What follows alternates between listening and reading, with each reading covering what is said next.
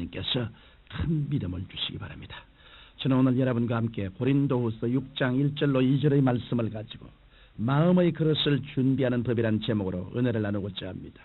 옛말에 아무리 비가 쏟아져도 항아리 뚜껑을 닫아놓으면 빗물을 받을 수 없다고 했습니다. 하나님의 은혜도 이와 같습니다. 하나님께서 우리에게 한없는 은혜를 주신다고 해도 마음의 그릇이 준비되어 있지 아니하면 그 크신 축복은 다 무효가 되고 마는 것입니다.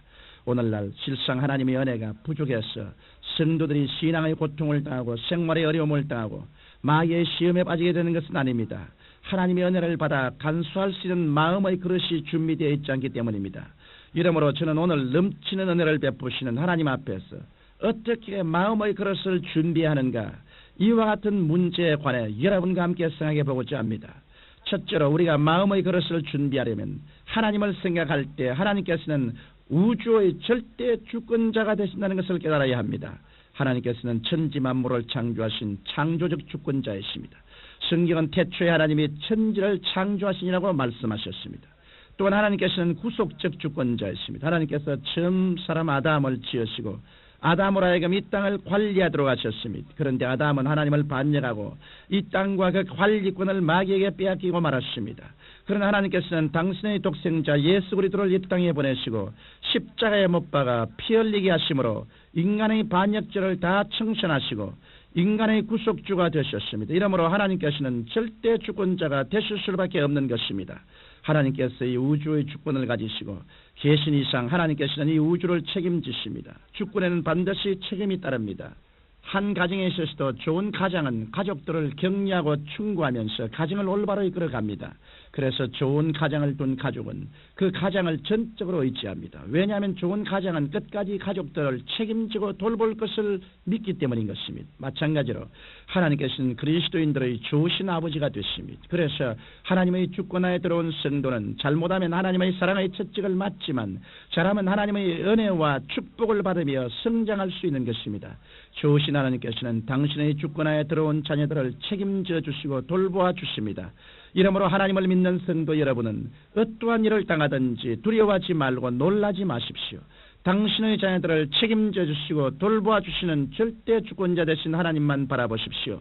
그 하나님께서는 이사야 41장 10절에 두려워 말라 내가 너와 함께함이라 놀라지 말라 나는 내 하나님이 됨이니라 내가 너를 굳세게 하리라 참으로 너를 도와주리라 참으로 나의 의로운 오른손으로 너를 붙들리라고 말씀하셨습니다. 이러므로 여러분이 하나님의 주권을 존중하고 신뢰하고 순종하는 이상 하나님께서는 여러분을 끝까지 책임져 주시는 것입니다. 여러분은 절대 주권자 대신 좋으신 하나님의 주권을 존중하고 신뢰하고 순종하면서 개인, 가정, 생활, 자녀 싸움 문제를 전폭적으로 하나님께 맡기며 살아감으로 하나님의 축복을 받고 하나님께 영광 돌리게 되시기를 주님의 이름으로 축원합니다. 둘째로 우리가 마음의 그릇을 준비하려면 하나님께서는 전지전능하신 관리자요 경영자인 것을 믿어야 합니다. 하나님께서는 당신의 아들 예수 그리스도를 통해 온 우주 만물을 말씀의 능력으로 운영하고 경영하시며 인간의 죄를 다 그리스도의 보혈로 청산하시고 성령을 통해 우리가 그리스도의 형상과 모양을 닮아가도록 하는 일을 하고 계십니다. 하나님께서는 쉬고 계시는 분이 아니십니다. 이 우주를 경영하시고 운영하시며 만물을 말씀으로 질서정연하게 붙잡고 계시는 분이십니다. 하나님께서는 천지와 만물을 지으시고 운행하시는 그 기이한 능력으로 우리의 영혼과 생활 전체를 맡아서 경영하고 계십니다. 이러므로 하나님께서는 우리의 일거수일투족으로부터 시작해서 가정, 생활, 자녀, 사업에 이르기까지 일체의 모든 일을 책임지시고 경영하여 주시는 것입니다. 그러면 구체적으로 하나님께서는 어떻게 경영하여 주실까요? 성경은 하나님을 사랑하는 자, 곧 그 뜻대로 부르심을 입은 자들에게는 모든 것이 합력하여 선을 이루나니라고 말씀하셨습니다. 이 때문에 그리스도인들은 당장 눈앞에 절망적인 환경이 보인다 하여 낙심해서는 안 됩니다. 하나님께서 종국적으로 합력하여 선하게 해주실 것을 믿고 하나님께 맡겨야 할 것입니다.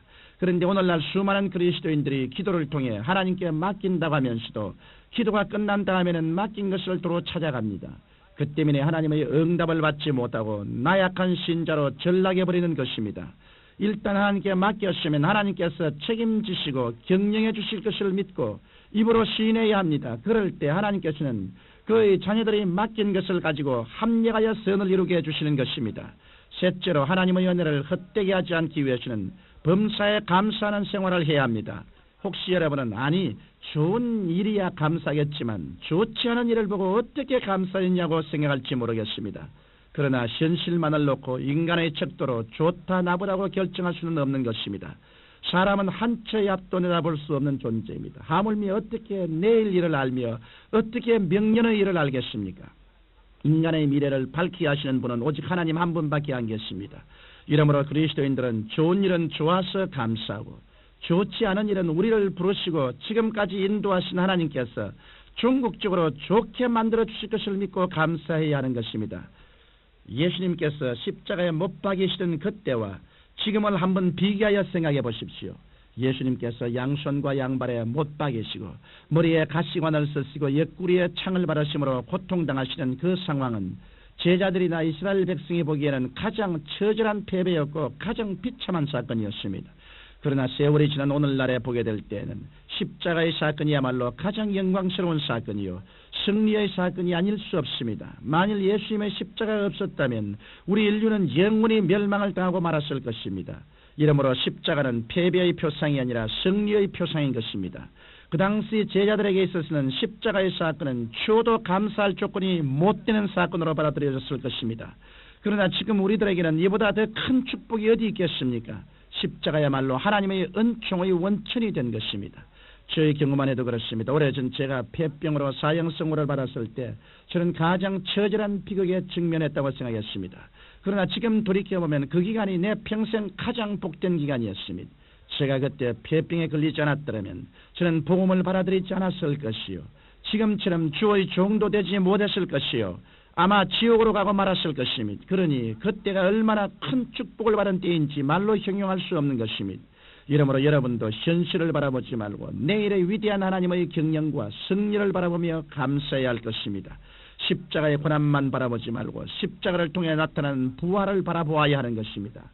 원망, 불평, 탄식은 좌절감과 불신앙과 불순종을 낳고 그 결과 하나님의 은혜를 헛되게 하고 맙니다. 그러나 우리가 하나님께서 절대 주권자이시며 절대 구속자이시며 절대 경영자이신 분이라는 사실을 믿고 범사에 감사하며 순종의 생활을 할 때 하나님께서는 우리의 영과 범사와 육체를 지켜주시고 풍성한 축복을 허락하여 주실 것입니다. 거룩하신 아버지 하나님, 우리가 다 주님께 전적으로 의지하고 메어 달리며 하나님만 바라보고 사는 우리들이 되게 도와주옵소서. 예수님 이름으로 기도합니다.